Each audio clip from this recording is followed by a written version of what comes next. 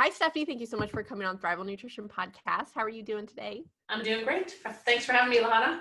Yes, thank you for being here. First, before we get into adrenals, I'm so excited about, dive into just who you are and what you do. Sure. I'm Dr. Stephanie Zgraggen. I have a clinical practice here in Charleston, South Carolina, where my specialty is female hormone balance. So I'd say 97% of my practice is ladies, and the other 3% is their husbands and children. But I've really become passionate about helping women heal naturally and doing more of the functional nutrition, functional medicine side of things, because there aren't enough people doing that. So that's really become my mission, and I've really stepped into that here in the last 5 years.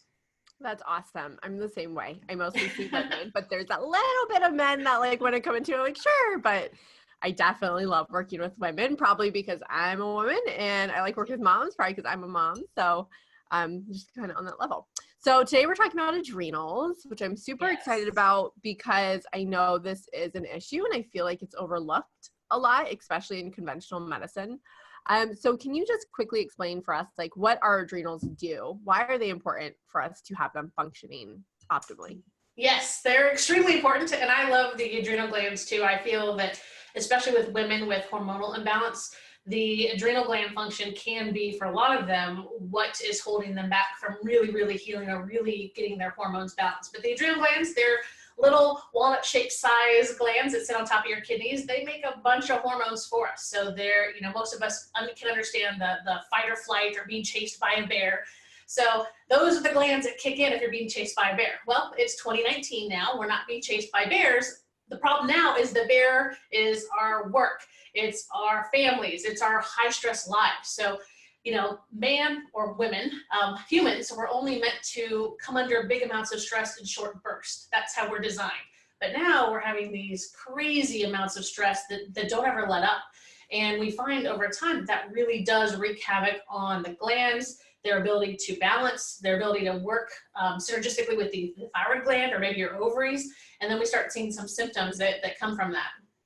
Yes, it is. We are like stressed about everything. We're always on the go. We're totally the like society and generation of just like, don't sleep, work hard type thing. Right. Even moms today, you as a mom, think about moms from when I was young. When I was young in the 80s, your mom just threw you outside. She stayed inside, smoked a cigarette, and like locked the door. They didn't even care what was going on. We were running through the woods. We were setting things on fire. You name it. That's a story for another day. But anyway, now moms, I think, are so stressed out with watching their kids. There's so many other dangers for children these days that you as a mom have to really be mindful of. So there's just even that stress of being a mom now, where it wasn't as stressful back 20, 30 years ago.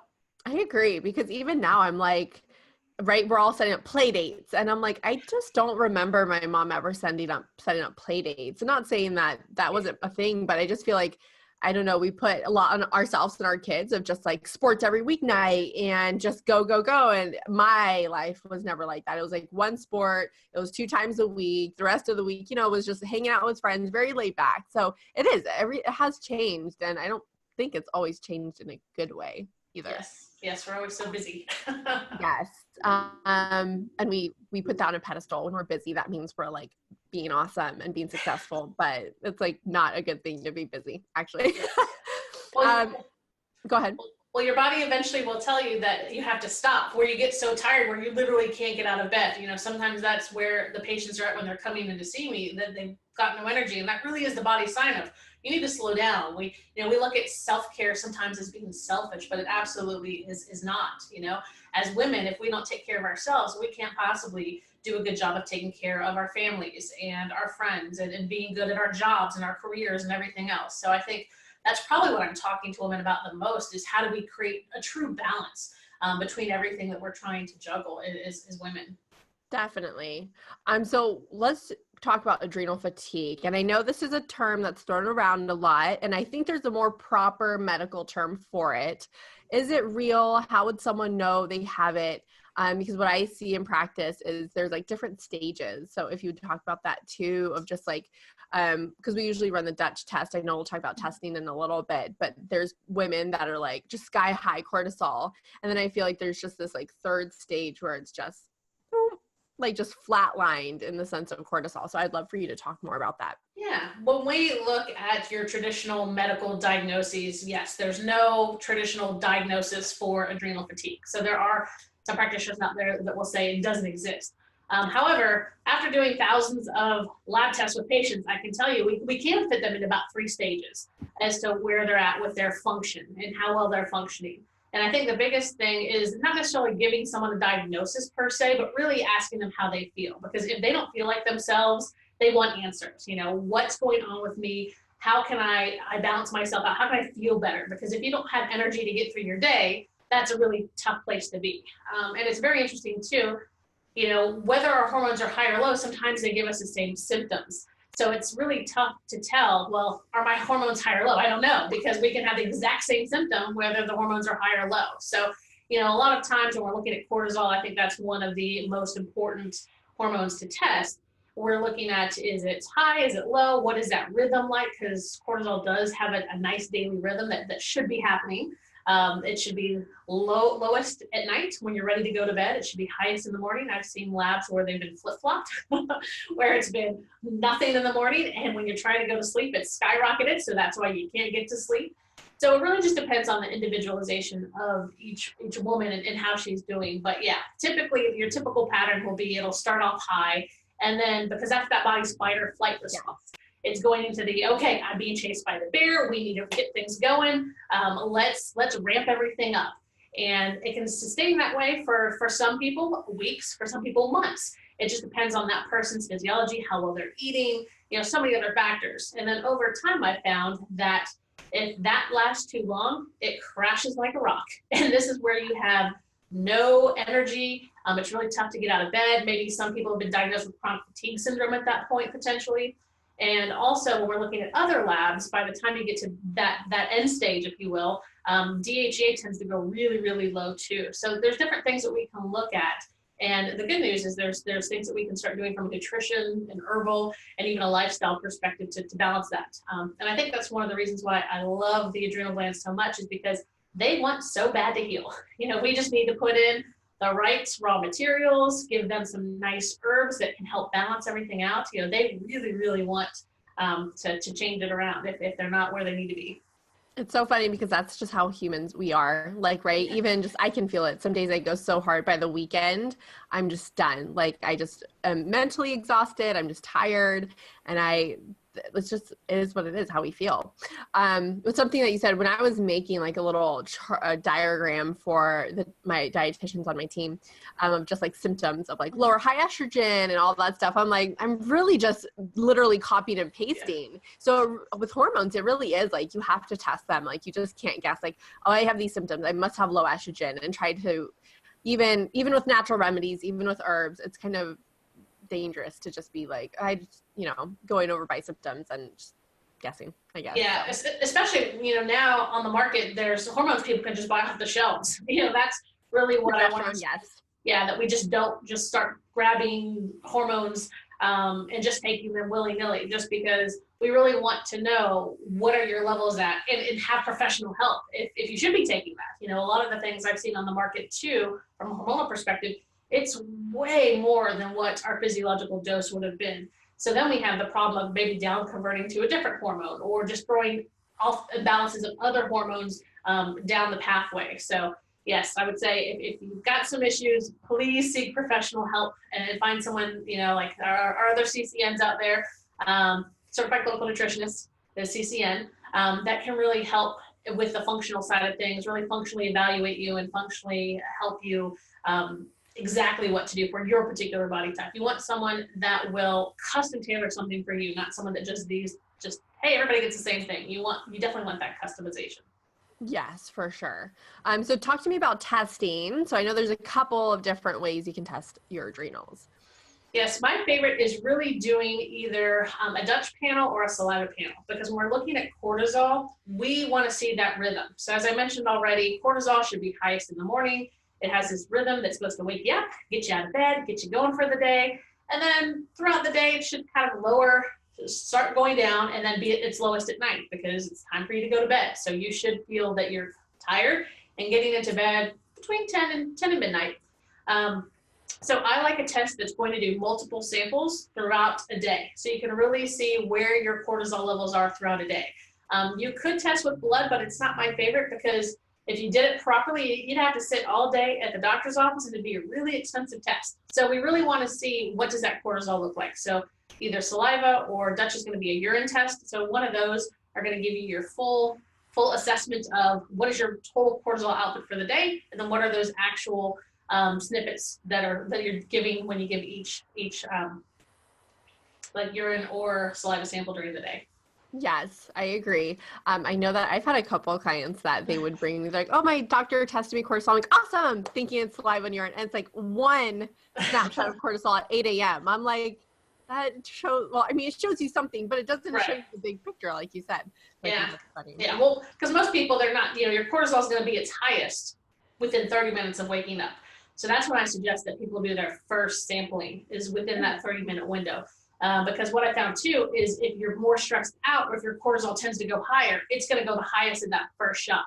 So if you wake up at 6 a.m., but you're not going to get the lab test done until 10, we've probably missed that window as well. So once again, that's another reason to do the blood or the saliva or the urine over the blood, just because I think it gives a more functional picture. And it's not invasive. So that's always nice as well, I think. Yes, and it's just, like you said, it's different times of the day, and that way you can see the rhythm, and I just feel like it's just more accurate that way, because you can also try to test on like a normal day for you. So if you, my husband did it when he worked from home, and so there was a couple of days once he got the test that he was doing stuff that he normally like wasn't doing, and so he just waited until he had the day where it was just like his normal work day, and this is just how it normally is. And I felt like that gave a more accurate picture versus if you had a blood test and you scheduled it for Monday and something crazy happened, it just also gives like not the best picture of it. Yeah, we definitely want to get a true baseline for people, for sure. Yes. So tell us about the nutrition, the nutrients that are important for adrenal function. Yes, there's a number of them, but we'll kind of start with the basics. I love making sure that my patients are getting the B vitamins because those are definitely important for adrenal gland function, for energy function, for metabolic function, because what we see too over time is when your adrenal glands are a little dysfunctional or not working like they should, we tend to get blood sugar problems. We tend to get immune system challenges. So we really want to beef up the nutrients around that. So your B vitamins. Another great one is your C vitamins. The adrenal glands hold over 150 times more vitamin C than any other gland in the body. So vitamin C is super important to the adrenal glands. So it also makes sense that if your adrenal glands are stressed and your body's utilizing more vitamin C, it then makes sense why you might get sick more, because now we don't have enough vitamin C for the immune system. So, we've got this trickle down effect. So making sure you're eating enough vitamin C. So my best foods for that, of course, the citrus family, but also I love mushrooms. Mushrooms are high in vitamin C. So that's always a great food for people to eat too. And then the other mineral that I would say is most important for the adrenals is going to be selenium. That's the one that's going to pack a lot of punch for the adrenal gland function, for the ability to produce those hormones, for blood sugar balance. And the way that we can get that easily is just 3 Brazil nuts a day. Don't go crazy on the Brazil nuts because you actually can get too much selenium. So just a couple a day is probably the best way to do that. So I tell patients just put a little jar, just in the kitchen on the counter. And when you see that, just take 3 a day and then you're done. Yes. I love how big they are too, because I think some people think of like their almond size and I'm like, no, they're pretty large. So just 3. Yes. Is there any supplements that you're a fan of for any brands or anything like that you're a fan of? Yeah, I've got a number that I use in office when I'm working with the glandulars themselves. So if I have a patient where they're really struggling with energy, maybe their cortisol is really low at this point, we really just want to start stimulating some things, give them some really good food.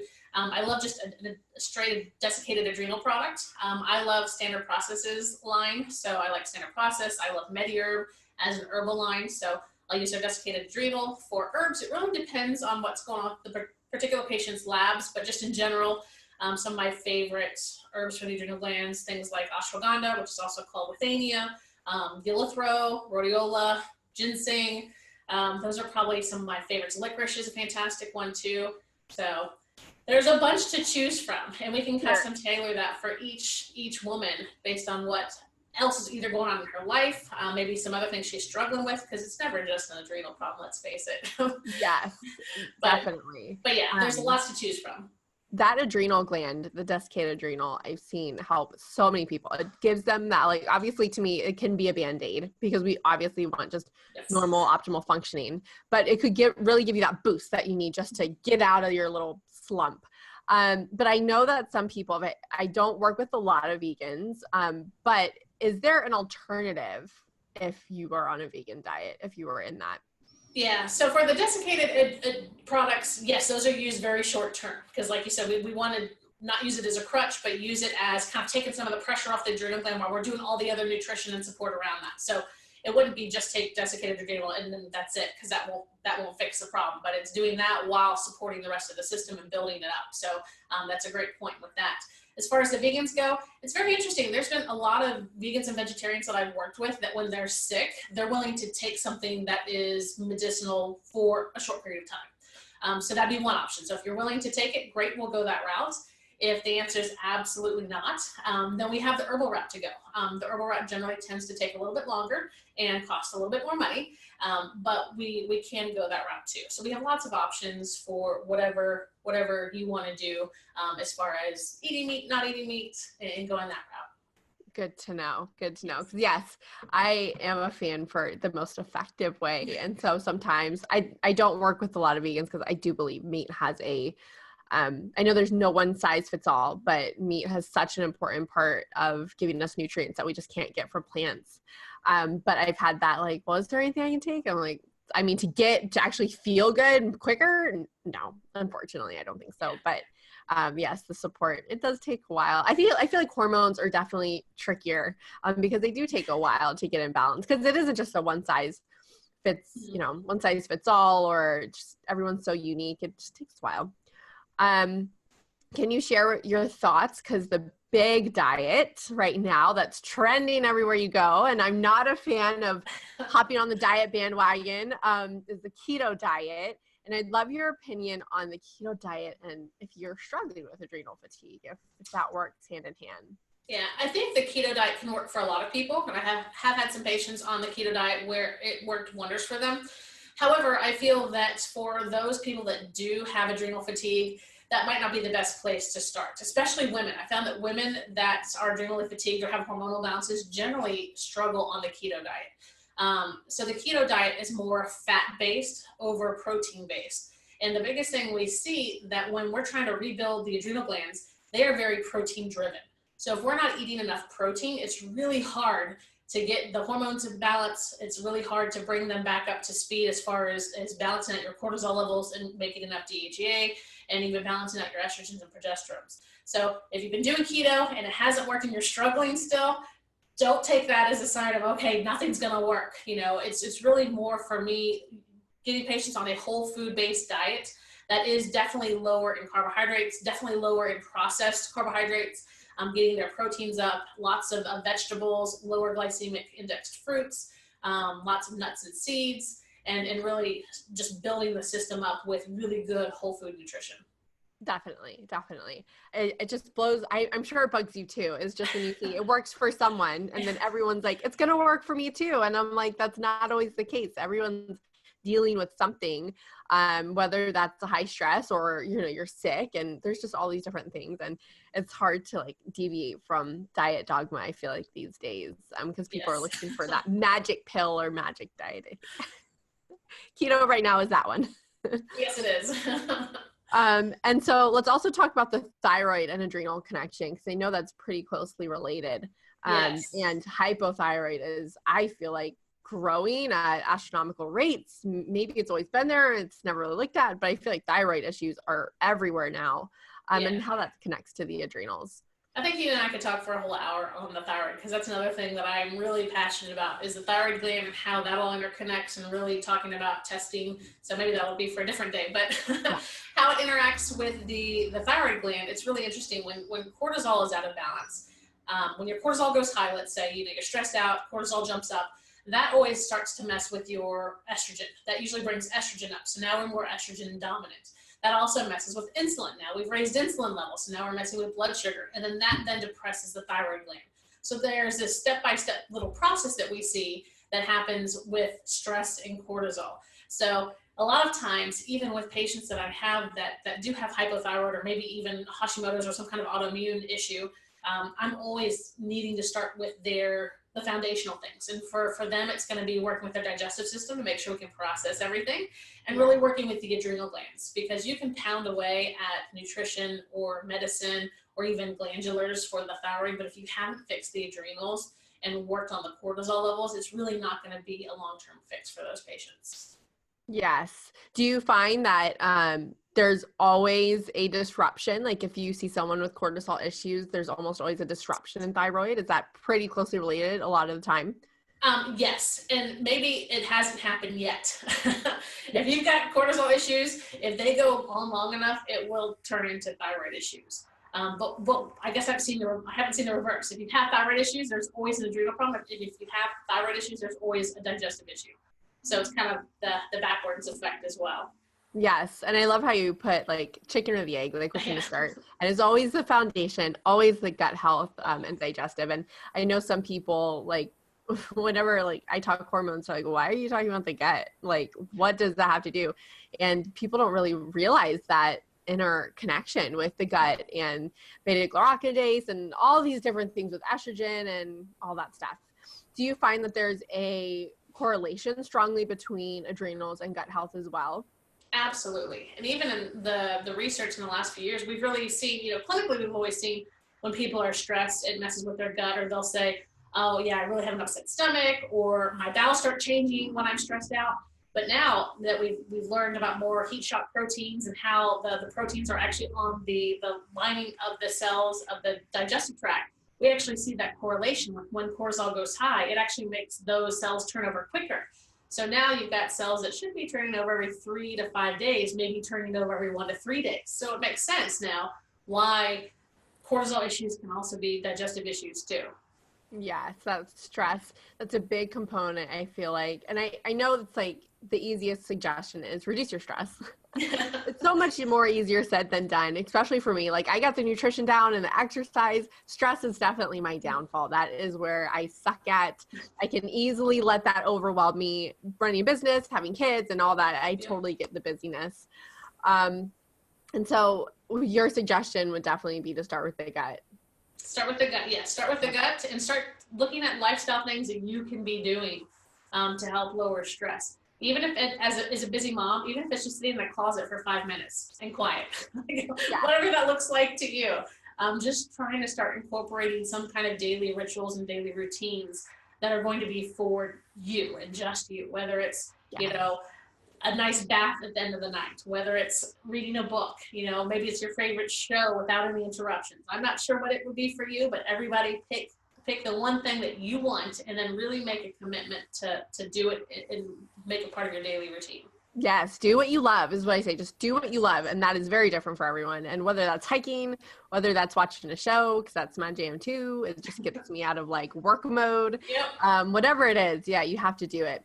I know something else that people don't like with the suggestions of like when you're dealing with adrenal issues is you make them sleep more, like go to bed. And we talked about stress. So tell us a little bit, maybe some sleep hacks that you feel like you found to get people in the rhythm. Because I know when people are in like, especially I would say like the more stage 3 where it's, flatlined, there's not a lot of cortisol. It's actually recommended for taking naps. Like if you feel like you need to take a nap, which is not everyone can do it. I know if you're working, but I feel like people hate when you say you have to sleep more. Yeah, and that's a challenge too, because if you get to that stage where you're now tired and wired, you are tired at night, but you can't go to sleep. So I look at different rituals for around sleep as well. So that can be reading a bit or reading something really boring that's going to make you go to sleep. It's turning off all of the screens at least 2 hours before bedtime, because that blue light that is emitted from our screens and TVs and phones does mess with our pineal gland and our ability to make melatonin. It's maybe doing hot tea, some kind of ritual where it's your winding down ritual. For me, I love a nice herbal tea at night. So I love some holy basil in a nice warm cup that just kind of just slows me down and gets me into bedtime mode. And also know too, don't be too hard on yourself. You know, I think that's one of the things when the hormones are out of balance, sometimes it's not you, it's your hormones. And we want to, you know, once we start working on that, once we start using the herbs to start balancing those hormones out, it's much easier to sleep. I've also found that busy moms are always in their head, or those of us that are business owners will wake up in the middle of the night or we have a hard time getting to sleep because we're thinking of, oh, I've got this to do tomorrow. So my suggestion with that is to keep a journal beside your bed. And what I found is when those things are in your head, it's hard to fall asleep when they're right there at the forefront of your mind. So write it down on that piece of paper, and subconsciously your brain knows that's going to be there when I wake up in the morning. So it's going to allow you, it's going to allow you to kind of get into more of a sleep mode. Yes. And it's great. Like people be like, how does that help? I've done that too. And it really does help. It really does put everything on the paper. And I think it is just, you're like, okay, it's there, it's done. I won't, maybe you're not worried that you won't forget it or you don't have to remember at that point. It's done. So thank you so much for coming on though, sharing adrenal talk. I love it. Can you let our listeners know where they can find you? Yes, they can find me at my website. It's probably the easiest place. It's drzgraggen.com. It's Dr. Zgraggen, and I'd love to connect with people and just talk more about hormones. And I really, really appreciate you having me on today, Lahana. This was fantastic. It's always nice to talk to another CCN about adrenal glands and hormones and herbs and everything else. I really appreciate the time.